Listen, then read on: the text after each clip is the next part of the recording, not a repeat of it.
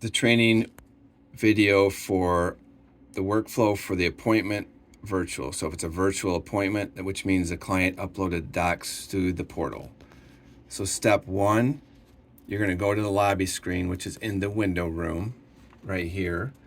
It'll default to prepare now waiting. So you're going to find the one with an appointment. So we have a 4:30 appointment.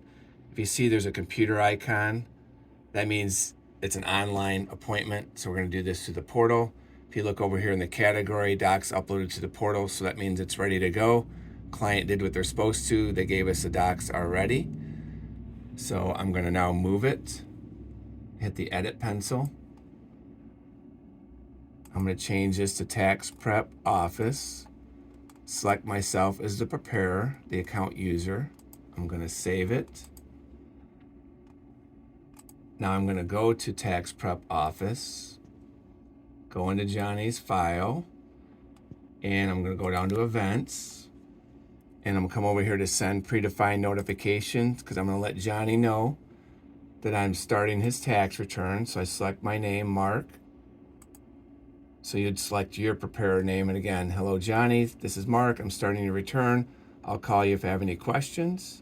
So now they'll stay by their phone. Step 3, we're going to view the tax docs from the account uploads and prepare the tax return. So I'm going to go to account documents. This is where the client uploaded the documents. You can tell that by upload type. It says client uploads, meaning that they uploaded it. I'd open up the client info sheet, the W-2s, and whatever else they have. Then I'm going to prepare the tax return over in Drake.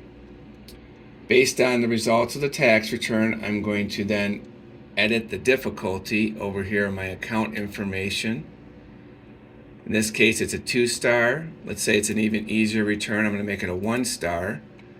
I might change this to 30 minutes because it's so easy. I then save it. And this difficulty and time is all important for next year. Whoever's doing the return, they'll know how hard it is, so we'll be able to give it to the appropriate preparer. Step 4, I'm going to discuss the tax return results, refund options by phone or through the portal, seeing that it's virtual. And I'm also going to ask my due diligence questions related to the earned income credit and child tax credit. And I'll document those later. If they want a bank product, I'll go ahead and fill out the bank screen. We won't in this case. I'm just going to record a transaction. I do that in Atom over here, transactions. Let's say it's $150. I add fee tax prep, $150. Save it. Now I need to step 7, set it up for e-sign. So I go to my contact information in Atom. I'm going to make sure my PIN number is 12345, and if I had a spouse, I would do the same. The address, zip code is in here. There's a birth date in here, so that's good. That's all needed for e-sign. I save it. Now I'm going to PDF the return over here in Drake, PDF the signature doc, and I'm going to upload it into Atom. So I go back to my account docs. Now I'm going to add, browse, and this is where I would upload my tax return and signature docs. I'm just going to do the signature documents. I'm going to label it, hit open. Label it e-sign, Form 8879 taxpayer, because it's just a taxpayer. It automatically checks e-sign client, checks the box done. When I save it, an email and texts automatically go to the client, telling them they need to log in to e-sign.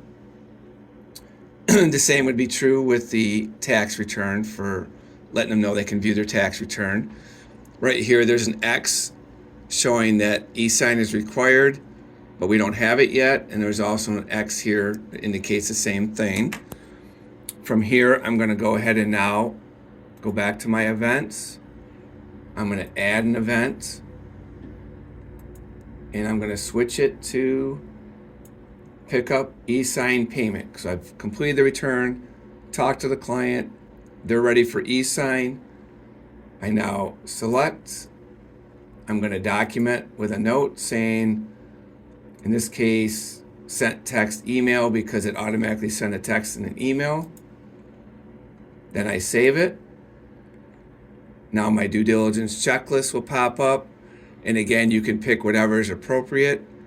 Just for speed, I'm going to check none was needed. I hit update.